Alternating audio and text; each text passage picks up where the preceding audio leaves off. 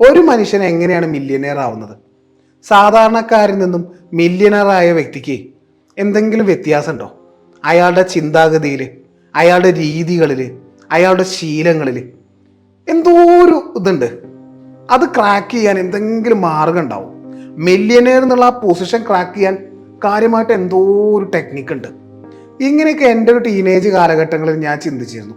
So ഞാൻ കൂടുതൽ അറിയാൻ വേണ്ടിയിട്ട് മില്യനേഴ്സിനെ കുറിച്ചുള്ള ഒരുപാട് ബുക്സ് വായിച്ചു, കുറേ ലൈഫ് സ്റ്റോറീസ് വായിച്ചു. അതിൽ നിന്നൊക്കെ അന്ന് മനസ്സിലാക്കിയ പല കാര്യങ്ങളും പിന്നീട് യൂട്യൂബ് ചാനലിൽ ഞാൻ അപ്ലോഡ് ചെയ്യുകയുണ്ടായി. സോ ഈ വീഡിയോ എന്ന് പറയുന്നത് മില്യനർ ആവാൻ അയാളെ സഹായിച്ചിട്ടുണ്ടാവുന്ന അവർക്ക് മാത്രമുള്ള ചില ശീലങ്ങളാണ്. ഒരു സാധാരണക്കാരായ ഒരു അച്ഛൻ്റെയും അമ്മയുടെയും മകനോ മകളോ ആയി ജനിച്ച ഒരാൾ, അയാൾക്ക് പല ഐഡിയാസൊക്കെ ഉണ്ടാവും. ചെറുപ്പത്തിൽ ഒരുപാട് കാര്യങ്ങൾ നേടിയെടുക്കണം എന്നൊക്കെ ആഗ്രഹങ്ങളൊക്കെ ഉണ്ടാവും.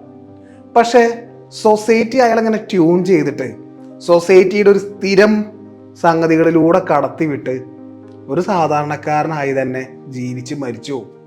അയാൾക്ക് പല ഐഡിയാസും ഉണ്ടാവും, പക്ഷെ അയാളുടെ സാഹചര്യം അതിന് അനുവദിക്കുന്നില്ല എന്നുള്ള എക്സ്ക്യൂസസ് ഒക്കെ പറഞ്ഞ് അയാൾ ജീവിച്ച് മരിച്ചു പോകും. ഇതുപോലൊക്കെ തന്നെയാണ് മില്യനേഴ്സും തുടക്കത്തിൽ. പക്ഷെ അവർ അനുഭവിക്കുന്ന ഓരോ അനുഭവങ്ങളിൽ നിന്നും അവർ ഒരു പുതിയ ബോധ്യത്തെ ഉൾക്കൊള്ളും. അയാളുടെ വീക്ഷണങ്ങൾ, അയാളുടെ ചിന്തകൾ, അയാളുടെ ലക്ഷ്യങ്ങൾ ഇതെല്ലാം സാധാരണക്കാരിൽ നിന്നും വിഭിന്നമായിരിക്കും. അവിടെ പുതിയൊരു മനുഷ്യൻ ജനിക്കും. മില്യനേഴ്സിനെ പണക്കാരാക്കിയ അവരുടെ വിശ്വാസങ്ങൾ. ഫസ്റ്റ് വൺ, ലൈഫിൽ ഷോർട്ട് കട്ട് ഇല്ല.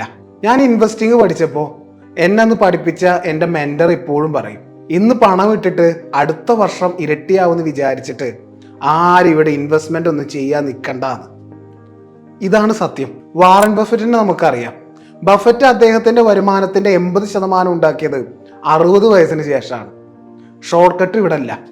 പെട്ടെന്ന് പണം ഉണ്ടാക്കാം, ട്രേഡ് ചെയ്തോന്നൊക്കെ പറയുന്ന ആളുകളില്ലേ. നമ്മൾ തന്നെ പഠിച്ച് ട്രേഡ് ചെയ്താൽ പോലും 10% താഴെയുള്ള ആളുകളെ ട്രേഡ് ചെയ്ത് വിജയിക്കുന്നുള്ളൂ എന്നാണ് ഡാറ്റ. ഇവിടെ ഷോർട്ട് കട്ട്സ് ഒന്നും വർക്ക് ചെയ്യില്ല.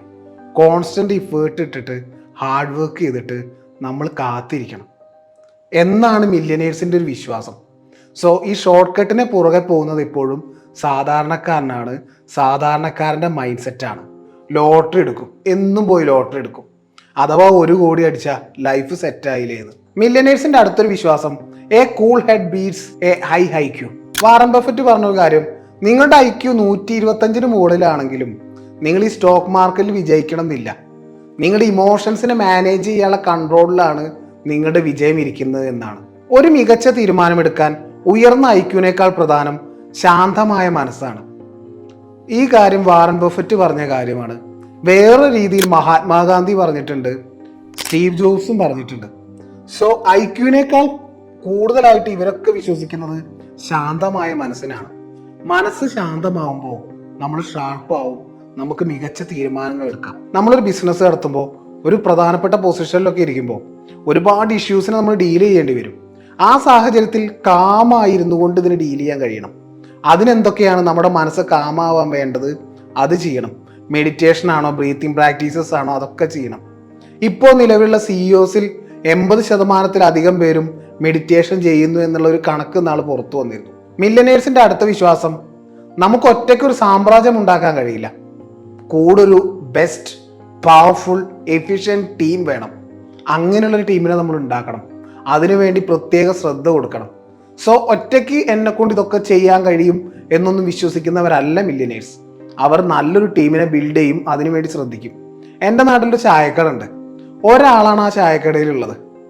ആളുകൾ വന്നാൽ അയാൾ തന്നെ ചായ കൊടുക്കും, സ്നാക്സ് അവിടെ ഉണ്ടാക്കി വെച്ചിട്ടുണ്ടാവും, ബാക്കിയുള്ളത് അയാൾ ഉണ്ടാക്കും, അത് കൊടുക്കും. ഇങ്ങനെയാണ് പരിപാടി. എത്രയോ വർഷങ്ങളായി ആ ചായക്കടയ്ക്ക് ഒരു വളർച്ചയില്ല. അയാളുടെ വരുമാനം അതൊക്കെ തന്നെയാണ്. തൊട്ടപ്പുറത്ത് വേറൊരു കട വന്നു. ആ കടയുടെ ആൾ വീടാക്കി, കാറാക്കി, അയാൾ വളർന്നുകൊണ്ടേയിരുന്നു.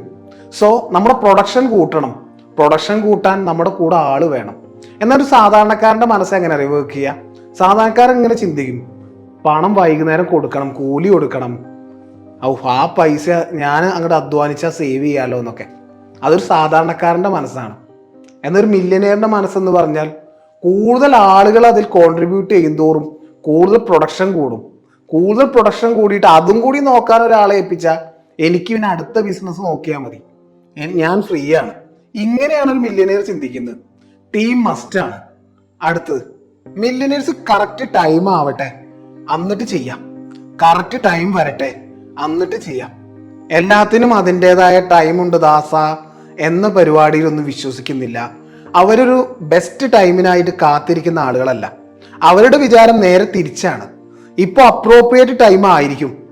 ഇപ്പം ഞാൻ ചെയ്തിട്ടില്ലെങ്കിൽ ഈ അവസരം എനിക്ക് ചിലപ്പോൾ നഷ്ടപ്പെടാമെന്നുള്ളത്.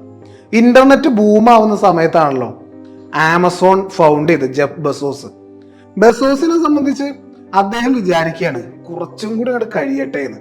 അങ്ങനെയാണെങ്കിൽ വേറെ ആൺകുട്ടികൾ ഉണ്ടാക്കും ആമസോൺ എന്ന് പണ്ട് എൻ്റെ ഒരു ഫ്രണ്ട് പറഞ്ഞ എനിക്ക് ഓർമ്മയുണ്ട്. സോ നല്ല സമയം വരുമെന്ന് വെയിറ്റ് ചെയ്യരുത്.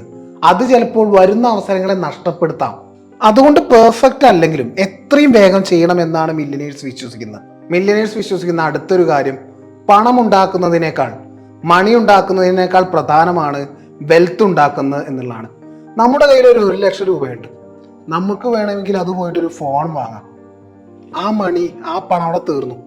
എന്നാൽ ആ 1,00,000 രൂപയ്ക്ക് ഫണ്ടമെന്റലി സ്ട്രോങ് ആയ ഒരു സ്റ്റോക്ക് വാങ്ങുന്നു, അല്ലെങ്കിൽ ഗോൾഡ് വാങ്ങുന്നെങ്കിൽ ഗോൾഡിനെ സംബന്ധിച്ച് കഴിഞ്ഞ 5 വർഷം കൊണ്ട് ഇരട്ടിയായിട്ടുണ്ട്. സോ അങ്ങനെ വാങ്ങുന്നുണ്ടെങ്കിൽ അത് ധനമാണ്, അത് വെൽത്താണ്. അത് നമുക്ക് പിന്നെയും പണം തന്നുകൊണ്ടേയിരിക്കും. സോ മില്യനേഴ്സ് ഫോക്കസ് ചെയ്യുന്നത് മണിയേക്കാൾ കൂടുതൽ വെൽത്തിനെയാണ്.